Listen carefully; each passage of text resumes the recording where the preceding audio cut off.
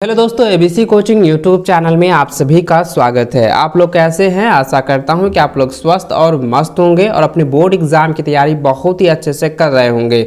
बच्चों, आज की इस वीडियो में क्लास 12 सब्जेक्ट हिस्ट्री यानी कि इतिहास के most important VVI objective question देखने वाले हैं, जो कि आपकी बोर्ड की परीक्षा के लिए बहुत ही महत्वपूर्ण है। एग्जाम से पहले इन सभी क्वेश्चन आंसर को आप लोगों को रिविजन कर लेना है। हो सके तो इसको आप लोग कॉपी में अच्छे से आप लोग नोट करते जाएं, ठीक है?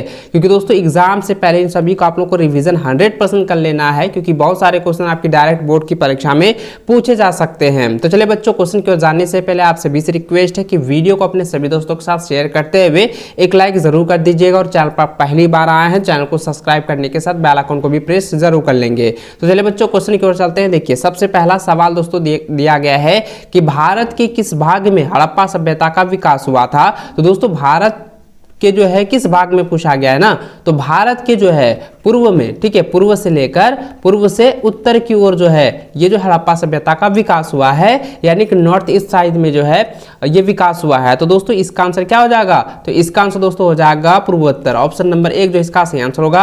अगर इंग्लिश में आपको याद रखना है तो नॉर्थ ईस्ट साइड में, ठीक है, इसको आप लोगों को नोट कर लीजिए और इसको रिविजन आप लोगों को कर लेना है, क्योंकि ये रिपीटेड सवाल है। चलिए बच्चों, अगला सवाल दोस्तों दिया गया है कि हड़प्पा सभ्यता के लोग उपासना करते थे। ये प्रीवियस ईयर में भी क्वेश्चन पूछा गया था। तो हड़प्पा सभ्यता के लोग जो है वो उपासना करते थे कौन सी देवी देवताओं की जो उपासना करते थे? तो मातृ देवी, ठीक है, याद रखेंगे, मातृ देवी की जो है हड़प्पा सभ्यता के लोग उपासना करते थे, ठीक है। ऑप्शन 3 इसका सही आंसर होगा। अगला सवाल दोस्तों दिया गया है कि सिंधु घाटी सभ्यता में हमें हल के साक्ष्य कहां प्राप्त हुए थे? आपको याद रखना है कि कालीबंगा, ठीक है, कालीबंगा में जो है हल के साक्ष्य को जो है प्राप्त किया गया था। ऑप्शन नंबर 2 इसका सही आंसर होगा। अगला सवाल दोस्तों दिया गया है कि पाटलिपुत्र की स्थापना की थी। तो पाटलिपुत्र की स्थापना किसने किया था? उदयन ने किया था। किसने? उदयन ने। तो ऑप्शन नंबर जो 1 इसका सही और सटीक आंसर होगा। चलिए दोस्तों, अगला सवाल दोस्तों दिया गया है कि किस गुप्त शासक को सिक्के में वीणा बजाते हुए दिखलाया गया है? ये कई बार क्वेश्चन को रिपीट किया गया है। ये क्वेश्चन जो है बहुत ही वीवीआई है, ठीक है। ये क्वेश्चन क्या है? बहुत ही वेरी इंपॉर्टेंट क्वेश्चन है, और ये क्वेश्चन जो है बहुत सारे एग्जाम में पूछे गए हैं। आपके टेस्ट एग्जाम में भी पूछा गया है, बोर्ड एग्जाम में पूछा गया है, प्री बोर्ड एग्जाम में भी ये पूछा गया था। इसको आप लोग नोट करते जाएंगे और इसको आप लोग को रिवीजन कर लेना है। तो दोस्तों आपको याद रखना है कि समुद्रगुप्त में, ठीक है, समुद्रगुप्त शासक को जो है सिक्के में वीणा बजाते हुए जो है दिखलाया गया है। तो ऑप्शन नंबर 4 इसका सही और सटीक आंसर होगा। अगला सवाल दोस्तों दिया गया है कि कौटिल्य का वास्तविक नाम क्या था? तो कौटिल्य का वास्तविक नाम क्या था बच्चों? क्योंकि ये सवाल जो है ना बहुत ही इंपॉर्टेंट है, बहुत ही इंपॉर्टेंट है, और इसके बारे में मैंने आपको पहले ही बताया हुआ है कि कौटिल्य का जो वास्तविक नाम है वह है विष्णुगुप्त। क्या है? विष्णुगुप्त है। तो देखिए विष्णुगुप्त कहां पर है? तो ऑप्शन नंबर 3 में है। तो यही आपका सटीक आंसर हो जाएगा। इसको आप लोग याद कर लीजिए, ठीक है। चलिए अगला सवाल दोस्तों दिया गया है कि बौद्ध धर्म ग्रंथ है। तो बौद्ध धर्म का जो ग्रंथ है वो क्या है? वह जो है त्रिपिटक है। क्या है? त्रिपिटक। याद रखेंगे कौन सा है? त्रिपिटक है। ऑप्शन 1 इसका सही और सटीक आंसर होगा। अगला सवाल दोस्तों दिया गया है कि कलिंग की लड़ाई हुई। तो कलिंग की जो लड़ाई हुई है वो दोस्तों 261 ईस्वी पूर्व हुआ था, ठीक है, याद रखेंगे 261 ईस्वी पूर्व जो है कलिंग की लड़ाई हुई थी। तो ऑप्शन 3 इसका सही और सटीक आंसर होगा। अगला सवाल दोस्तों दिया गया है कि महावीर के बचपन का क्या नाम था? मैंने आपको कई बार बताया है कि महावीर के बचपन का नाम जो है वो वर्धमान था, ठीक है। क्या था? वर्धमान। तो ऑप्शन नंबर जो है 2 इसका सही आंसर होगा। महावीर के बचपन का नाम वर्धमान था, ठीक है, इसको आप लोग नोट करेंगे। अगला सवाल दोस्तों दिया गया है कि सपूत का संबंध है। तो सपूत का संबंध जो है किससे होता है? सपूत का संबंध जो है बौद्ध से होता है। किससे होता है? बौद्ध से होता है, बौद्ध धर्म से होता है। इसको आप लोग कॉपी में नोट कर लीजिए, रिवीजन कर लीजिए। अगला सवाल दोस्तों दिया गया है कि अकबर ने जायजा कर को समाप्त कर दिया गया। तो जायजा कर्ज को जो है वो कब समाप्त किया था? तो जायजा कर्ज को समाप्त किया था 1564 में, ठीक, कब किया था? 1564 ईस्वी में किया था। तो ऑप्शन 1 इसका सही व सटीक आंसर होगा। अगला सवाल दोस्तों दिया गया कि बंगाल के प्रसिद्ध भक्ति संत कौन थे? तो प्रसिद्ध भक्ति संत कौन थे ये सवाल पूछा गया है, और वो भी बंगाल के। ये नहीं पूछा गया है कि भारत के कौन थे, यहाँ पे पूछा गया है कि बंगाल के कौन से ऐसे प्रसिद्ध व्यक्ति हैं जो भक्ति संत के नाम से जाने जाते हैं? तो बच्चों इसका नाम आपको याद रखना है चैतन्य महाप्रभु। ठीक है, याद रखना है चैतन्य महाप्रभु। ऑप्शन नंबर 2 इसका सही आंसर होगा। अगला सवाल दोस्तों दिया गया है कि भक्ति आंदोलन को दक्षिण भारत में उत्तर भारत कौन लाए? ठीक है, भक्ति आंदोलन को जो है दक्षिण भारत से लेकर, ठीक है, दक्षिण भारत से उत्तर भारत जो है कौन लाया था? तो लाया कौन था? रामानंद ने। किसने लाया था? रामानंद ने लाया था ना। तो ऑप्शन नंबर 3 इसका सही व सटीक आंसर होगा। अगला सवाल दोस्तों दिया गया है कि मुगल प्रशासन में जिला को किस नाम से जाना जाता था? तो मुगल प्रशासन में जिला को जो है सरकार के नाम से जाना जाता था। ऑप्शन 1 इसका सही आंसर होगा।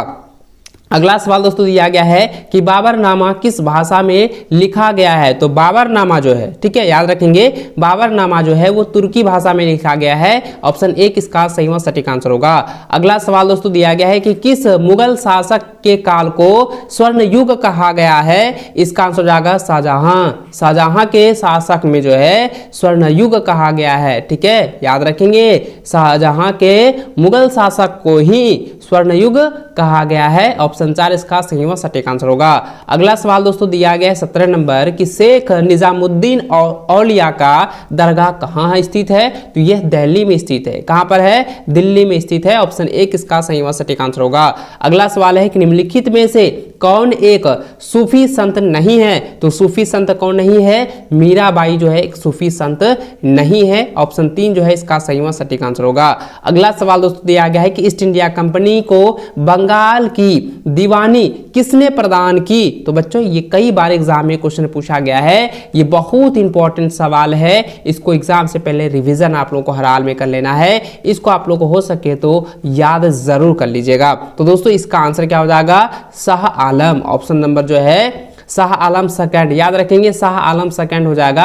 देखिए कई बार एग्जाम में क्या होता है कि एग्जाम में सिर्फ जो है शाह आलम आप लोगों का लिखा रहता है। ठीक है, तो शाह आलम नहीं होगा, शाह आलम सेकंड होगा। अगर शाह आलम सिर्फ दिया जाता है तो ये भी आपका जो है सही आंसर होगा। इसको आप लोगों को टिक कर लेना है, याद रख लेना है। चलिए अगला सवाल दोस्तों 20वां नंबर दिया गया है कि 1857 के विरुद्ध का नेतृत्व लखनऊ से किया गया था। तो किसके द्वारा जो है किया गया था? किसके द्वारा किया गया था? तांत्रिक टोपो। ठीक है, किसके द्वारा? तांत्रिक टोपो के द्वारा जो है किया गया था। तो ऑप्शन नंबर 3 जो है इसका सही व सटीक आंसर होगा। अगला सवाल दोस्तों दिया गया है कि इनमें से कौन सा एक स्थान जो है 1857 के विद्रोह से प्रभावित नहीं हुआ था? ये क्वेश्चन बहुत बार रिपीट किया गया है, बहुत बार पिछले बार भी रिपीट किया गया था। तो आपको याद रखना है दोस्तों कि 1857 में जो है प्रभावित नहीं हुआ था, वो हुआ था कहाँ पर? ये जगदीशपुर जो है ये प्रभावित नहीं हुआ था। ये झांकी जो है प्रभावित हुआ था, लखनऊ प्रभावित हुआ था, चित्तौड़ जो है ये भी प्रभावित हुआ था, लेकिन जगदीशपुर जो है ये प्रभावित नहीं हुआ था। इसलिए इसका आंसर क्या हो जाएगा? ऑप्शन नंबर जो है 3 इसका सही व सटीक आंसर होगा। चलिए अगला सवाल दोस्तों दिया गया है कि कॉर्नवालिस कोड बना। तो कॉर्नवालिस कोड जो बना है वो कब बना है, किस ईस्वी में बनाया गया है? तो बच्चों इसका आंसर याद रखना है कि 1793 ईस्वी में जो है कॉर्नवालिस कोड बनाया गया था। ऑप्शन नंबर जो है 1 इसका सही व सटीक आंसर होगा। अगला सवाल दोस्तों दिया गया है कि सर्वप्रथम जो है महालवाड़ी, ठीक है, सर्वप्रथम यानी सबसे पहले जो है महालवाड़ी व्यवस्था किस प्रांत में जो है लागू किया गया? इसका याद रखना है कि मध्य प्रांत, आगरा और पंजाब। ऑप्शन नंबर जो 1 इसका सही व सटीक आंसर होगा। अगला सवाल है कि दामिन एकोह में किसे बसाया गया? तो दामिन एकोह जो है ये वाला जो क्वेश्चन है ना, ये भी रिपीटेड क्वेश्चन है और ये बहुत इंपॉर्टेंट है, इसको आप लोगों को रट लेना है। देखिए दामिन एकोह में जो है किसे बसाया गया है बच्चों? ये बहुत बार आप लोगों को मैंने बताया हुआ है, ये संथाल को बसाया गया है। ठीक है, किसको बसाया गया है? संथाल को। ऑप्शन नंबर 4 इसका सही व सटीक आंसर होगा। अगला सवाल है कि भारतीय राष्ट्रीय कांग्रेस की प्रथम महिला अध्यक्ष कौन थे? तो प्रथम महिला अध्यक्ष कौन थी दोस्तों? Annie Besant. ठीक है, याद रखेंगे, एनी बेसेंट थी। ऑप्शन नंबर 2 इसका सही व सटीक आंसर होगा।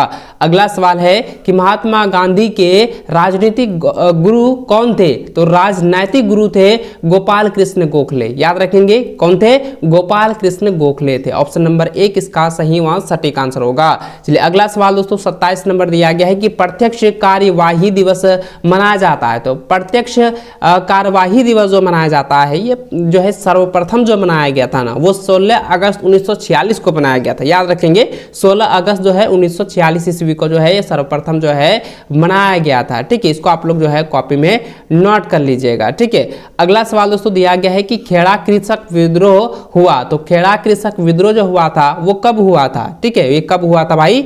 ये हुआ था 1918 ईस्वी को। याद रखेंगे खेड़ा कृषक विद्रोह जो हुआ था वो 1918 ईस्वी को हुआ था। ठीक है, ऑप्शन नंबर जो है 3 इसका सही आंसर होगा। अगला सवाल दोस्तों दिया गया है कि कैबिनेट मिशन के सदस्य कौन थे? तो कैबिनेट मिशन के जो सदस्य थे वे दोस्तों कौन थे?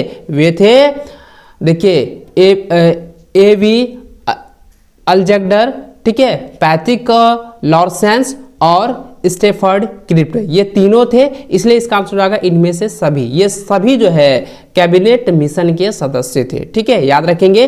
चलिए अगला सवाल दोस्तों यहाँ पे दिया गया है कि प्रस्तावना में समाजवादी शब्द जोड़ा गया। तो प्रस्तावना में जो समाजवादी शब्द जोड़ा गया है ये किस लिए जोड़ा गया था और क्यों जोड़ा गया था, मैंने आपको बताया हुआ है। और प्रस्तावना में जो है समाजवादी शब्द जो जोड़ा गया है वो कितने जोड़े गए थे? याद रखेंगे 42वें संशोधन में जो है जोड़े गए थे। ऑप्शन नंबर जो है 2 इसका सही होगा, सटीक आंसर होगा। इसको आप लोग कॉपी में नोट कर लीजिएगा बच्चों। और बच्चों ये ऑब्जेक्टिव जो क्वेश्चन मैंने आप लोगों को बताए हैं, इन सभी क्वेश्चन को आप लोगों को हर हाल में जो है रट लेने हैं।